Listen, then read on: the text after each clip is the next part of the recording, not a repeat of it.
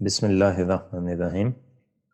अज़ीज़ तुलबा, हमारी आज की डिस्कशन सिलेक्शन स्टेटमेंट में से ही कुछ टॉपिक्स हैं जिनको हमने आज कवर करना है।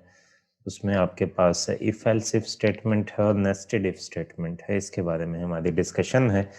तो प्रीवियस लेक्चर में हमने इफ़ स्टेटमेंट के बारे में और इफ़ एल्स स्टेटमेंट के बारे में पढ़ा था।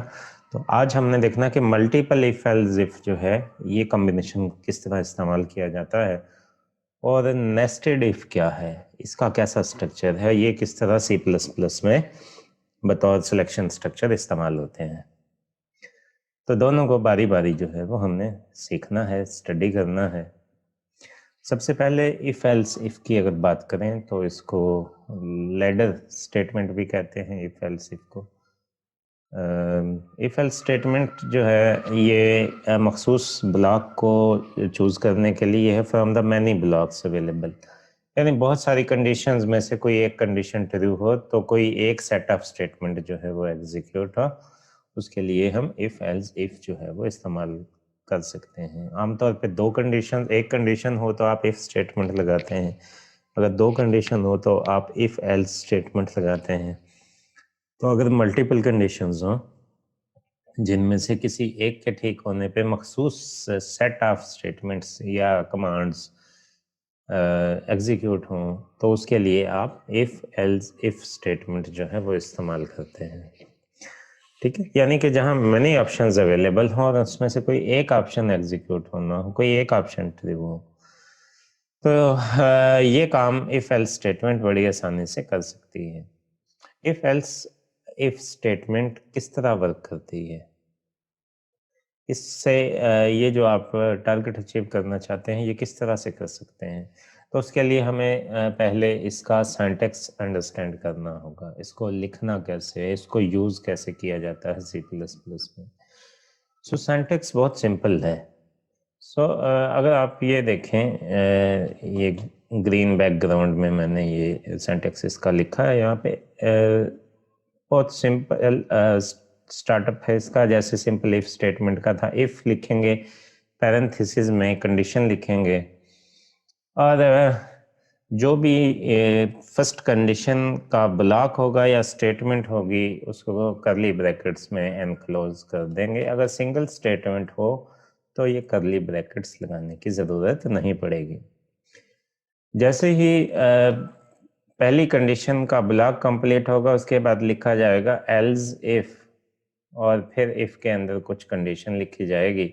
सो ये यहाँ पे सेकंड कंडीशन में एवेलुएट होना है और second condition is followed by it's set of statements या ग्रुप ऑफ स्टेटमेंट्स, जिसको यहाँ पे हमने ब्लॉक 2 का नाम दिया है, या स्टेटमेंट 2 का नाम भी दे सकते हैं आप इसको।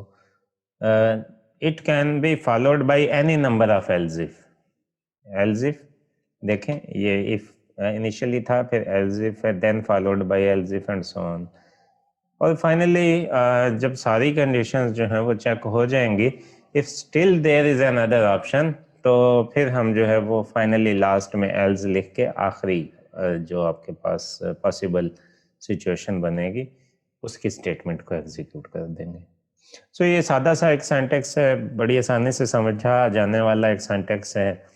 हर जगह इफ के बाद या एल्स इफ के बाद या जस्ट एल्स के बाद अगर आपके पास सिंगल स्टेटमेंट होगी तो सिंगल स्टेटमेंट को आप एज इट इज़ लिख देंगे। अगर आपके पास ग्रुप ऑफ स्टेटमेंट हो जो आपने एग्जीक्यूट करनी है, अगर एक कंडीशन ट्रू हो तो फिर आप जो है वो करली ब्रैकेट्स का इस्तेमाल करेंगे। तो ये सिंटैक्स है। सिंटैक्स के बाद इसका फ्लो कैसे जाएगा नेक्स्ट स्टेटमेंट में, यानी कि प्रोग्राम जो है वो इफ एल्स इफ से बाहर कैसे निकलेगा। तो बहुत सिंपल है। When you start if else if, सबसे पहले आप इफ कंडीशन को एवेल्युएट करते हैं। ये पहली कंडीशन आपकी है। सो इस कंडीशन को एवेल्युएट करेंगे तो आपके पास दो ऑप्शंस हैं। अगर तो आंसर आता है यस, तो इसके नीचे जो ब्लॉक 1 में स्टेटमेंट्स लिखी हुई हैं या एक कोई सिंगल स्टेटमेंट लिखी हुई है जिसे आप स्टेटमेंट 1 अगर कहते हैं, तो ये स्टेटमेंट एग्जीक्यूट होगी और ये सारी की सारी बाकी जितनी भी आपने एल्स इफ करके कंडीशंस लिखी हैं या एल्स करके कंडीशन लिखी, ये सारी बाईपास हो जाएंगी और प्रोग्राम का कंट्रोल जो है वो इफ एल्स इफ से बाहर चला जाएगा। ठीक, और नेक्स्ट स्टेटमेंट आ जाएगी just after if else if, जो भी आपने प्रोग्राम में लिख कि अगर पहली कंडीशन ट्रू हो जाती है तो सिर्फ उसकी स्टेटमेंट एग्जीक्यूट होगी, बाकी सारी स्टेटमेंट्स जो हैं वो बाईपास हो जाएंगी और प्रोग्राम का कंट्रोल जो है वो इफ एल्स इफ से एग्जिट कर जाएगा। ये बात होगा, राइट। अब मेरे कर्सर को फॉलो करते रहेंगे तो आपको बात समझ आती रहेगी। अगर पहली कंडीशन फॉर एग्जांपल सपोज करते हैं कि फॉल हो जाती है, पहली कंडीशन ट्रू नहीं होती, सो फिर एल्स इफ के अंदर जो आपने सेकंड कंडीशन लिखी है ये वाली, ये एवेल्युएट होगी। अगर ये ट्रू है तो इसकी स्टेटमेंट्स एग्जीक्यूट होंगी, अगर ये फॉल है तो नेक्स्ट स्टेटमेंट चेक की जाएगी। अगर सेकंड स्टेटमेंट ट्रू है तो पाथ ये बनेगा from start to condition 1 to condition 2 to statement 2, और यहाँ से ये बाईपास करता हुआ एग्जिट कर जाएगा इफ एल्स इफ से। ठीक है, अगर सपोज करते हैं कि कंडीशन 2 भी फॉल है, ये भी ट्रू नहीं हुई, तो कंडीशन 3 चेक होगी। कंडीशन 3 अगर ट्रू है तो उसकी स्टेटमेंट्स एग्जीक्यूट होंगी और ये पाथ बनेगा आपके पास, एग्जिट पाथ है, नेक्स्ट स्टेटमेंट पे चला जाएगा प्रोग्राम का कंट्रोल जो इफ एल्स इफ से के बाद आनी है। और अगर सपोज करें ये तीनों कंडीशंस ही फॉल हैं, सो फिर प्रोग्राम के पास एक ही ऑप्शन बचता है, एल्स में क्या लिखा है। सो एल्स की बॉडी एग्जीक्यूट होगी तो ये पाथ बनेगा। अगर सारी कंडीशन फॉल्स हैं, जितनी भी आपने लिखी 1 2 3 सारी फॉल हैं, तो एल्स की बॉडी एग्जीक्यूट हो जाएगी और प्रोग्राम का कंट्रोल इफ एल्स इफ से बाहर चला जाएगा। तो ये बहुत सिंपल सा इसका फ्लो चार्ट है। प्रोग्राम में जब भी आपने इसको इस्तेमाल करना है, सो इस कॉन्सेप्ट को जहन में रखना है कि जितनी भी आप कंडीशन लिखते हैं उनके अंडर जो स्टेटमेंट्स हैं या ब्लॉक्स हैं, उनमें से कोई एक ब्लॉक सिर्फ एग्जीक्यूट होगा एक टाइम में। सो मल्टीपल ऑप्शंस में से अगर आपने कोई एक ऑप्शन चूज करना है तो उसके लिए हम इफ एल्स इफ जो स्ट्रक्चर है ये इस्तेमाल करते हैं। ये तो था उसका फ्लो चार्ट और सिंटैक्स। अब आ जाते हैं एक एग्जांपल पे जिसमें इसको प्रैक्टिकली हम इस्तेमाल करके देखेंगे कि किस तरह से इफ स्टेटमेंट को किसी टास्क को परफॉर्म करने के लिए इस्तेमाल किया जा सकता है। तो क्वेश्चन पे फोकस करें अगर, तो क्वेश्चन या एग्जांपल हमारी है write a program that inputs the test score of a student and display his grade according to following criteria.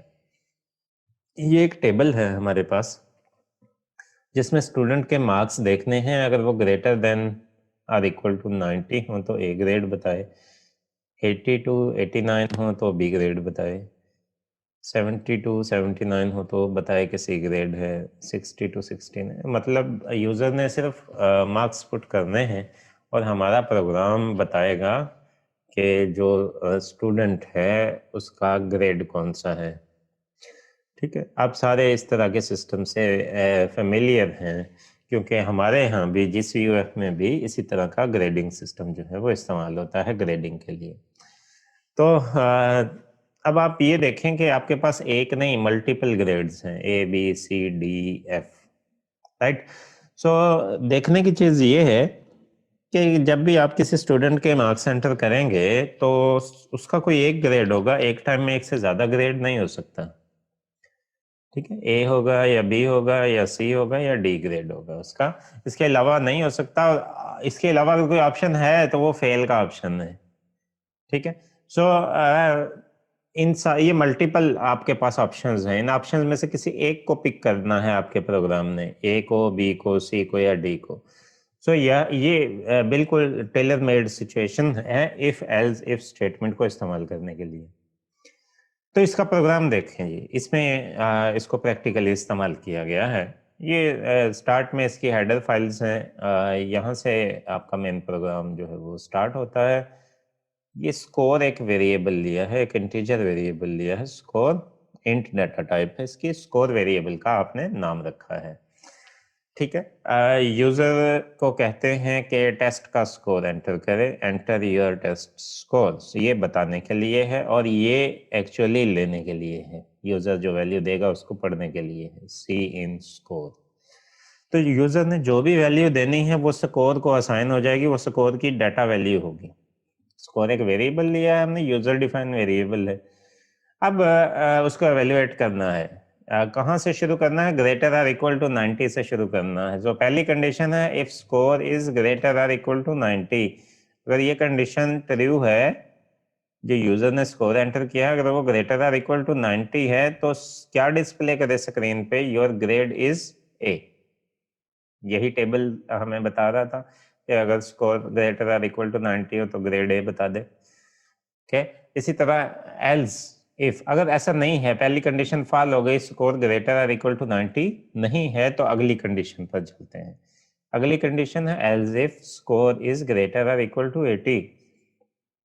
ठीक है, तो क्या सी आउट करे स्क्रीन पे? कंसोल आउटपुट क्या हो? Your grade is B, right. अगर ये भी नहीं है, 80 से भी ग्रेटर नहीं है, तो एल्स इफ करे स्कोर ग्रेटर देन 70। इसको चेक करें, अगर ग्रेटर देन 70 भी नहीं है, सो फिर ग्रेटर देन 60 पे चेक करें। ठीक है, सो फिर चेक करें ग्रेटर देन 60 पे, if score else if score is greater than 60। यहां से आपको सिंटैक्स भी क्लियर हो रहा है और इसकी लॉजिक की भी समझ आ रही है। Cout your grade is B. इसके अलावा एक ऑप्शन है, क्या? एल्स क्या करे? Your grade is F. कब? ना आपके मार्क्स 90 से बड़े ज्यादा हैं, ना 80 से ज्यादा है, ना 70 से ज्यादा है, ना 60 से ज्यादा। इसका मतलब 60 से लेस है। सो अगर मार्क्स 60 से लेस हो तो ग्रेड एफ होगा, यानी यू आर फेल। ठीक है, सो ये प्रोग्राम बड़ी आसानी से इफ एल्स इफ को यूज करते हुए ये टास्क परफॉर्म कर सकता है। जितने ऑप्शन उतनी बार एल्स इफ। ठीक है, सो पहली कंडीशन इफ के साथ और बाकी जो कंडीशंस हैं वो एल्स इफ के साथ, और फाइनल अल्टरनेटिव ऑप्शन एल्स के साथ जो है वो लिखा जाएगा। सो बड़ा सिंपल है और मुझे उम्मीद है कि आपको इसकी समझ आई होगी। अब चलते हैं नेस्टेड इफ स्ट्रक्चर पर। ये नेस्टेड इफ स्ट्रक्चर जो है वो क्या है? अगर एक इफ स्टेटमेंट को इफ स्टेटमेंट के अंदर लिखा जाए, कंडीशन के अंदर अगर आप कंडीशन लगाते हैं, यानी एक ही टाइम में आप चाहते हैं दो कंडीशंस ट्रू हों, तो उस केस में आप नेस्टेड इफ स्ट्रक्चर जो है वो इस्तेमाल कर सकते हैं। ये नेस्टेड इफ भी होती है, नेस्टेड इफ एल्स भी होती है। ठीक है, कंडीशन के अंदर फिर से कंडीशन चेक की जानी हो तो उसके लिए आप नेस्टेड सिलेक्शन स्ट्रक्चर जो है वो इस्तेमाल करते हैं। ठीक है, सो कंडीशन के अंदर कंडीशन होने का मतलब ये है कि अगर पहली कंडीशन तो चेक कर ली, ये है ठीक है, तो इसके बाद एक और कंडीशन चेक करनी है, अगर वो भी ठीक हो तो फिर कोई टास्क परफॉर्म करना है। ठीक है, इसमें भी एक ही ब्लॉक स्टेटमेंट्स का जो है वो एग्जीक्यूट होगा, बाकी सारे जो है वो स्किप हो जाएंगे। इसमें भी मल्टीपल ऑप्शंस हो सकते हैं, बस फर्क ये है कि इसमें किसी भी स्टेटमेंट को या सेट ऑफ स्टेटमेंट्स को अगर एग्जीक्यूट होना है तो उसके लिए मल्टीपल कंडीशंस का ट्रू होना जरूरी होगा। ठीक है, सो देखते हैं कि नेस्टेड इफ एक कॉम्प्लेक्स स्ट्रक्चर है। इसके अल्टरनेटिव भी हो सकते हैं, लेकिन ये भी इफेक्टिवली जो है वो इस्तेमाल किया जाता है कॉम्प्लेक्स प्रोग्रामिंग में। कि किस तरह इस्तेमाल किया जाता है, इसको लिखने का तरीका क्या है, इसका सिंटैक्स क्या है, इसका फ्लो चार्ट कैसे बनेगा, राइट, और ये एग्जाम्पल में किस तरह इम्प्लीमेंट किया जा सकता है। सो सबसे पहले सिंटैक्स को देखते हैं। ये दो तरह का सिंटैक्स जो है वो हमने यहाँ पे दिखाया है। इफ कंडीशन के अंदर आपने दूसरी इफ कंडीशन लगाई है पहले केस में, और दूसरे केस में आपने इफ एल्स के अंदर if else condition internal condition के तौर पे जो है वो इस्तेमाल की है। ठीक है, एक आपके पास आउटर इफ कंडीशन है, दूसरी आपके पास इनर इफ कंडीशन है। Syntax is quite simple. अब जो आप कंडीशन लिखेंगे वो दूसरी कंडीशन जो आप लिखेंगे वो पहले की बॉडी होगी, पहली कंडीशन की बॉडी होगी। अब अगर पहली कंडीशन ही गलत है तो ये बॉडी बिल्कुल चेक ही नहीं की जाएगी, ये वैसे ही स्किप हो जाएगी, जैसे कि कोई भी स्टेटमेंट गलत कंडीशन के नीचे जो लिखी होती है वो स्किप हो जाती है। तो यहाँ पे देखें, अगर आप इफ फॉलोड बाय इफ का केस है ये। ठीक है, इफ कंडीशन 1 को आप चेक करते हैं, करली ब्रैकेट आपने इसलिए लगाई है कि मल्टीपल लाइंस मौजूद हैं यहाँ पे। ठीक है। कोई स्टेटमेंट इससे पहले हो भी सकती है, नहीं भी हो सकती, डायरेक्ट इफ कंडीशन भी हो सकती है। स्टेटमेंट एग्जीक्यूट करवाएंगे जो भी लिखी है आपने, फिर दोबारा से बॉडी के अंदर आपने इफ कंडीशन लगाई है, राइट। सो इस सेकंड कंडीशन को एवेल्युएट करेंगे। अब ये जो स्टेटमेंट है ना, ये सिर्फ तभी एग्जीक्यूट होगी जब कंडीशन 1 और ये कंडीशन 1 और ये कंडीशन 2 दोनों की दोनों एक ही टाइम में अगर करेक्ट होती हैं। सो ये इंटरनल जो सेट ऑफ स्टेटमेंट्स हैं ये तब एग्जीक्यूट होगा, ठीक है। उसके बाद ये इनर इफ की बॉडी को क्लोज किया है आपने, ये आउटर इफ की बॉडी को क्लोज किया है कर्ली ब्रैकेट से। ये सिंपल इफ नेस्टेड इफ है, और ये आपके पास जो है वो नेस्टेड इफ एल्स है। देखें ये दो इफ एल्स इस्तेमाल किए हैं हमने यहाँ पे। ये इफ जो है वो आउटर इफ है, ये उसका एल्स है, और ये स्क्वायर के अंदर जो है हमने एक इंटरनल इफ एल्स स्टेटमेंट जो है वो इसके अंदर लगाई है। अब इसको इनर एफ से इसने जो है वो बॉक्स का नाम रखा है, ये पॉइंट आउट कर रहा है तो इसको। सो अगर ये कंडीशन ट्रू होती है तो फर्दर ये कंडीशन भी एवेल्युएट होगी, ठीक है। इस कंडीशन के ट्रू होने की सूरत में ये स्टेटमेंट एग्जीक्यूट हो जाएगी। अगर ये कंडीशन फॉल होती है तो फिर ये स्टेटमेंट एग्जीक्यूट होगी। उसके लिए ज़रूरी है कि ये कंडीशन, पहली कंडीशन ट्रू हो, आउटर कंडीशन ट्रू होगी तो इनर में भी दो ऑप्शन है फर्दर, इफ एल्स अगर आप इस्तेमाल करते हैं। अगर सिरे से ये ही कंडीशन गलत होती है, if outer condition is fall, तो जस्ट फिर एल्स स्टेटमेंट जो है वो एग्जीक्यूट होगी। हाँ, एक हो सकता है कि एल्स के अंदर आप दोबारा से नेस्टिंग कर दें, एल्स में फिर आप लिख दें एल्स इफ करके, ठीक है, दोबारा से पूरा इफ एल्स जो है वो आप लिख दें। तो इस तरह जितना चाहें कम्प्लेक्स जो आपका प्रॉब्लम हो उसको नेस्टेड इफ या नेस्टेड इफ एल्स के ज़रिए आप सॉल्व कर सकते हैं। तो ये दोनों का सिंटैक्स जो है वो यहाँ पे मौजूद है। इसको आप उम्मीद है समझ गए होंगे, अदरवाइज इसको फर्दर भी पढ़िएगा, अगर ना समझ आए तो आप फिर से भी मेरे साथ डिस्कस कर सकते हैं। इसके फ्लो चार्ट पे आते हैं कि ये वर्क किस तरह करता है। ये आपके पास इनिशियल कंडीशन है, ये हमारी आउटर कंडीशन है। दो ऑप्शन है, कंडीशन ट्रू भी हो सकती है, कंडीशन फॉल भी हो सकती है। अगर आपकी कंडीशन ट्रू है तो इनर इफ के अंदर जो है वो प्रोग्राम का कंट्रोल चला जाएगा। इनर इफ के अंदर फर्दर दो ऑप्शन है, ट्रू के लिए और फॉल के। ये ट्रू का केस है, ये फॉल का केस है, ठीक है। सो यहाँ से ट्रू के केस में अगर कंट्रोल यहाँ आया तो दो ऑप्शंस हैं, ये दोनों एवेल्युएट होंगे। अगर ट्रू है तो ये स्टेटमेंट एग्जीक्यूट होगी और प्रोग्राम जो है इसका कंट्रोल जो है वो नेस्टेड इफ से बाहर चला जाएगा। अगर ये कंडीशन फॉल होती है तो ये वाली स्टेटमेंट्स जो एल्स में आपने लिखी होंगी वो एग्जीक्यूट होंगी और प्रोग्राम का कंट्रोल अगेन नेस्टेड इफ से बाहर चला जाएगा। और अगर ये कंडीशन फॉल होती है तो एल्स में जो कुछ लिखा होगा वो एग्जीक्यूट होगा और प्रोग्राम का कंट्रोल नेस्टेड इफ से बाहर चला जाएगा। तो ये सिंपल सा इसका फ्लो चार्ट था। इसको भी देखिएगा, मैं उम्मीद करता हूँ आपको इसकी भी समझ आई होगी। बेहतर अंडरस्टैंडिंग के लिए हम कुछ एग्जांपल्स लेते हैं, कुछ प्रॉब्लम्स लेते हैं, उनके अंदर नेस्टिंग जो है वो करके देखते हैं कि नेस्टिंग कैसे वर्क करती है। एग्जाम्पल है हमारी, write a program that inputs 3 numbers and display the smallest number by using nested if condition. एक प्रोग्राम लिखना है जो 3 नंबर ले और उनमें से जो स्मॉलेस्ट नंबर हो उसको आइडेंटिफाई करे।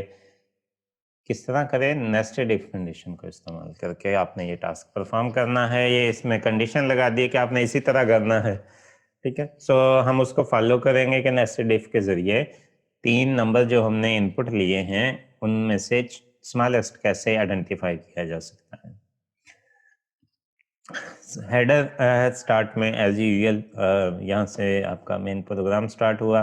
3 वेरिएबल लिए हैं, ए बी और सी, तीनों इंटीजर वेरिएबल्स हैं, ए बी और सी, ये उसकी डिक्लेरेशन है। अब आपने वेरिएबल्स को वैल्यू असाइन करनी है। अगेन वेरिएबल को दो तरीके से वैल्यू असाइन की जा सकती हैं, सी इन करके भी दी जा सकती हैं, डायरेक्ट भी वैल्यू असाइन की जा सकती हैं। तो हम वो ऑप्शन चूज कर रहे हैं जिसमें यूजर को कहा जाए एंटर करने का, ठीक है, प्रोग्राम में तब्दीली ना करनी पड़े। सो सी इन करके आपने ए की वैल्यू ले ली, एंटर करेंगे, फिर बी की दे देंगे, फिर एंटर करेंगे, सी की वैल्यू दे देंगे। इस तरह से तीनों वेरिएबल्स को एक एक डाटा वैल्यू असाइन हो जाएगी। ये यूजर की जवाबदेही है कि ए को क्या वैल्यू देता है, बी को क्या वैल्यू देता है, सी को क्या वैल्यू देता है। अब हमारा असली टास्क जो है, वो जो प्रॉब्लम हमें दिया गया था, वो स्टार्ट होता है कि सबसे छोटा इनमें से आइडेंटिफाई करना है। 3 नंबर्स रीड हो गए हैं, इनमें से सबसे स्मॉलेस्ट जो है उसको आइडेंटिफाई करना है। सो कंडीशन स्टार्ट की है आपने इफ से, if A is less than B. अब चूंकि 3 नंबर हैं तो किसी एक कंपैरिजन से तीनों का पता नहीं चल सकता कि इनमें से स्मॉलेस्ट कौन सा है, जब तक कि थर्ड के साथ भी कंपेयर ना किया जाए। मिसाल के तौर पे ए बी सी 3 नंबर हैं, अगर ए लेस देन बी हो भी तो ये नहीं पता कि ए सी से भी लेस है।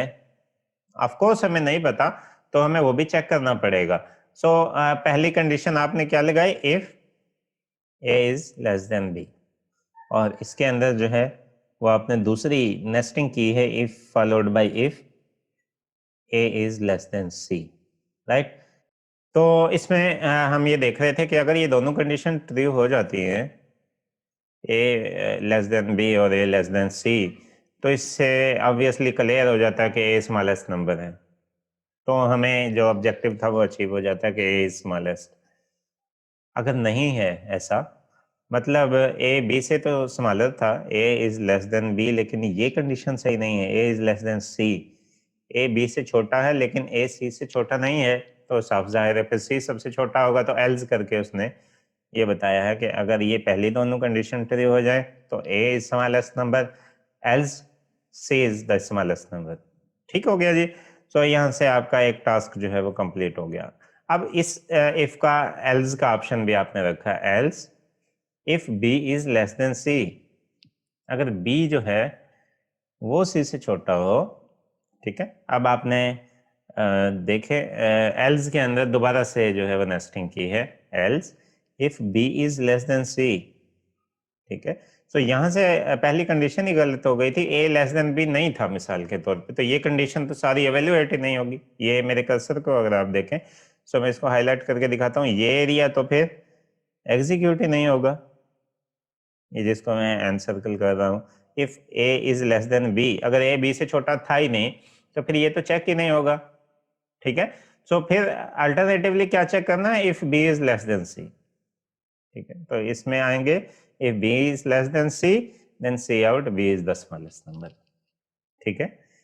ए बी से छोटा नहीं है, इसका क्या मतलब होता है, बी ए से छोटा है। सो अगर बी सी से छोटा है तो इसका मतलब बी सबसे छोटा है, ठीक है। सो सी आउट कर दे, B is the smallest number. Else क्या कर दे, अगर ए भी छोटा नहीं है, बी भी छोटा नहीं है, सो फाइनल ऑप्शन क्या बचेगा, C is the smallest number. Get character and your program is over.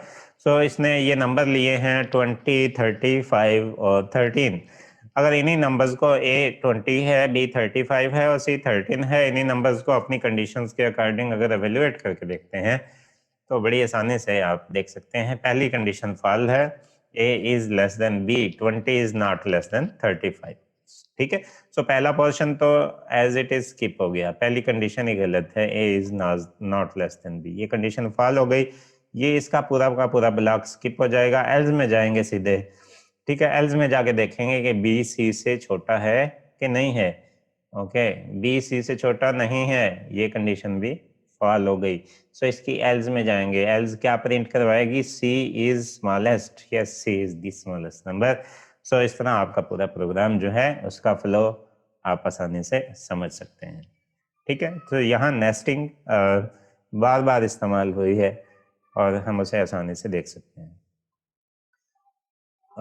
इसी तरह ये एक और एग्जांपल है हमारे पास, write a program that inputs 3 number and display whether all numbers are equal or not by using nested if condition. 3 numbers लेने हैं, चेक करके बताना है कि तीनों नंबर्स आपस में बराबर हैं या नहीं है। बिल्कुल पिछले प्रोग्राम की तरह का है, उसमें देखना था कि स्मॉलेस्ट कौन सा है, इसमें देखना कि तीनों इक्वल हैं या नहीं है, राइट। सो बिल्कुल उसी तरह ये 3 नंबर्स उसने रीड कर लिए हैं, सी इन करके, पहले डिक्लेयर किए फिर रीड कर लिए। अब उसी तरह उसने नेस्टिंग की, if A is equal to B and उसके अंदर फिर इफ कंडीशन लगाई, A is equal to C. अगर ये दोनों कंडीशन ट्रू हो जाती हैं एक साथ, ठीक है, ए बी के बराबर है और ए सी के बराबर है, ठीक है, इसका मतलब बी भी सी के बराबर होगा, तो सी आउट क्या कर दे, all numbers are equal, else क्या करे, नंबर्स आर डिफरेंट। तीनों में से कोई एक भी डिफरेंट हो गया, सो नंबर्स आर डिफरेंट, ठीक है। अगर शुरू में आपकी पहली कंडीशन ही गलत हो जाती है, A is not equal to B, तो डायरेक्ट प्रिंट कर दे numbers are different, get character. So ये एक बहुत ही सिंपल सा प्रोग्राम है जिसमें वन टाइम नेस्टिंग जो है वो की गई है, जो आसानी से आइडेंटिफाई कर सकता है कि 3 नंबर जो यूजर ने एंटर किए थे वो बराबर हैं या नहीं। ठीक है जी, तो ये कुछ एग्जांपल्स थी हमारी मल्टीपल इफ एल्स इफ की और नेस्टेड इफ की। तो मैं उम्मीद करता हूँ कि आज की डिस्कशन आपको समझ आई होगी। नेक्स्ट लेक्चर तक के लिए thank you very much for your attention.